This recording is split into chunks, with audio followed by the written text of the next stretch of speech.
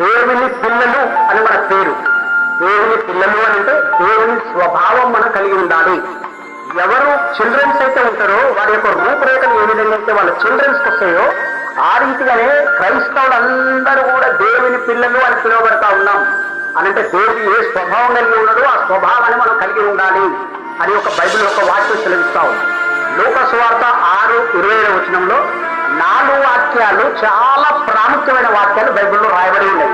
ప్రతి క్రైస్తవుడు పాటించవలసిన 4 వాక్యాలు ఏంటి అనంటే, మొదటిగా మీ ఎనిమిస్ ఎవరైతే ఉంటారో, మీ శత్రువులు ఎవరైతే ఉంటారో వారిని లవ్ చేయండి అని బైబిల్ వాక్యం చెప్తా ఉంది. మన ఎనిమిస్ శత్రువులు ఎవరున్నా కూడా వారందరినీ కూడా మనం ఏం చేయాలంట, ప్రేమించాలట. ఇది మొదటి వాక్యంగా బైబిల్లో రాయబడి ఉన్నది. రెండో వాక్యంగా వీళ్ళు ఎవరైతే ద్వేషిస్తా ఉన్నారో వారికి మేలు చేయండి అని రాయబడింది. ఎవరైతే మనం ద్వేషిస్తున్నారో, ద్వేషం కలిగి ఉంటారు కొంతమంది, విపరీతమైన ద్వేషం మనం కనపడగానే ఒక వాళ్ళ ఫేస్ ఫీలింగ్స్ అన్ని కూడా మారిపోతూ ఉంటాయి. వాళ్ళ ఫేస్ అంతా కూడా కుట్టేసుకొని వెళ్ళిపోతూ ఉంటుంది. విపరీతమైన ఎంత ద్వేషం కలిగి ఉంటారో వాళ్ళందరి కోసం మనం ఏం చేయాలి అంటే, వాళ్ళు అడిగినప్పుడు మనం మేలే చేయాలి చెప్తే వారికి కీడు తలంతో ఒక క్రైస్తవునిగా, ఒక దేవుని పిల్లలుగా ఇది రెండవ మాటగా నువ్వు పాటించవలసిన అతి ప్రాముఖ్యమైన విషయం. మూడో విషయం ఏంటి అంటే, మిమ్మల్ని శపించు వారిని దీవించండి. ఎవరు శపిస్తారో తెలుసా? దేవునిలో బాగా మనం ఆశీర్వదించబడతాం.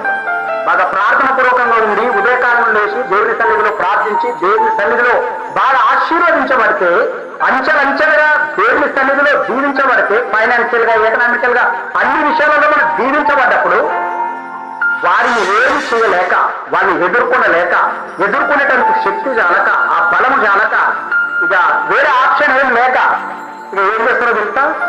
ఇక శపించడం మొదలు పెడతారు.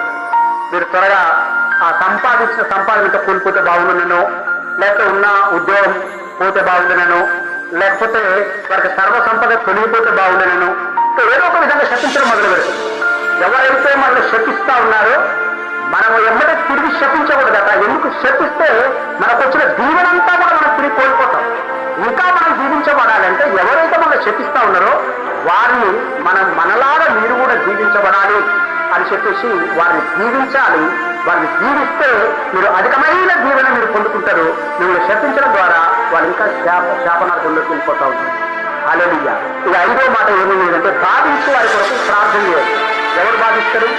మన కుటుంబ సభ్యులను బాధించవచ్చు, మన కుటుంబమే బాధించవచ్చు, రక్త సంబంధికులు బాధించవచ్చు, లేదా స్నేహితులు బాధించవచ్చు.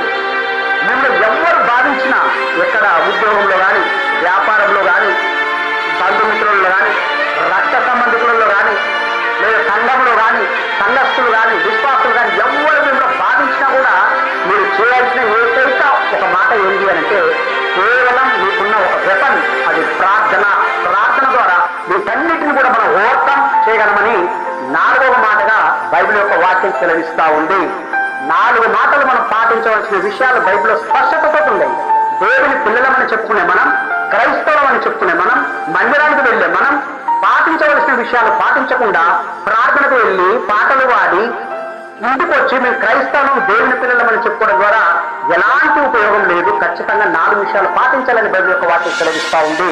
ఇవి పాటించినప్పుడు అధికమైన దీవెన నుంచి అధికమైన దీవెనలకు నువ్వు వెళ్ళబడతావు, నువ్వు ఆశీర్వదించబడతావు, దీవించబడతావు. నీ వ్యాపారం దీవించబడుతుంది, నువ్వు దీవించబడతావు, నీ కుటుంబం దీవించబడుతుంది, నీ పిల్లలు దీవించబడతారు. నువ్వు ఎడ్యుకేషన్ లో కావచ్చు, ఫైనాన్షియల్ లో కావచ్చు, అన్ని విషయాలలో దీవెన పొందుకోవాలంటే పాటించవలసిన 4 విషయాలు తప్పక పాటించి తీరాలి. Praise the lord.